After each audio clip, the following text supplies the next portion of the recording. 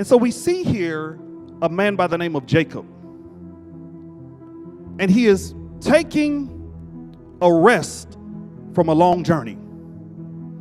And he uses something interesting for a pillow. Instead of a cushion filled with soft material that he's using for his head to rest during sleep, he actually uses a stone. Sticks and stones. And so here's the question. Why would Jacob use a stone for a pillow? Why would Jacob use a stone for a pillow? I'll tell you why. Jacob is using a stone for a pillow because he's in, watch this now, write this down. He's in the and season of his life. The and season of his life. Because Jacob, in this season of his life, is not focused on the primary promise that he received. He's focused on the secondary premonition. What do you notice after each part of the promise? There's a what? And. How many of you know that in between the promises, you got to go through some ands in your life?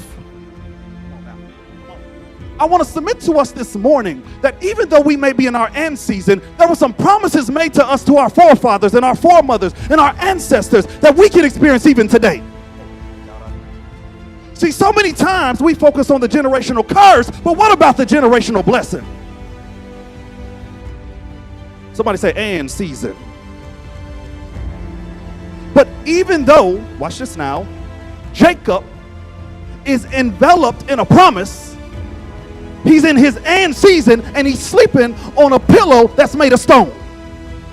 And it's a frustrating and sad thing when we as the people of God live beneath our privilege where we're wrapped in a promise. But because we don't know how to handle our and season, we're sleeping on stones for pillows.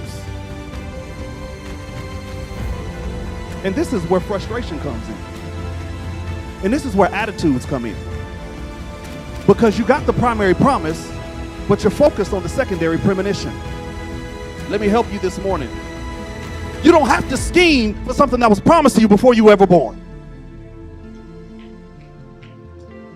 You don't have to lie, cheat, connive. You don't have to rob Peter to pay Paul, because you got promises that were said to your great-grandmother, your great-grandfather. You got promises to your father and your mother. You got promises that were said to you before you were ever born. But what ends up happening is when we're in our and season and it's taking a little bit longer than we expected to take, we start trying to count our chickens before they hatch, and we start trying to do this and that, and we try to start scheming and conniving. In other words, in order to get the promise, and yeah, we may get the promise, but we get the promise at the expense of our brother. And what's the point of me having the promise if I have no peace? So you riding good, no peace. Eating good, no peace. Living in a nice, fine home, no peace. Because you went about getting the promise the wrong way.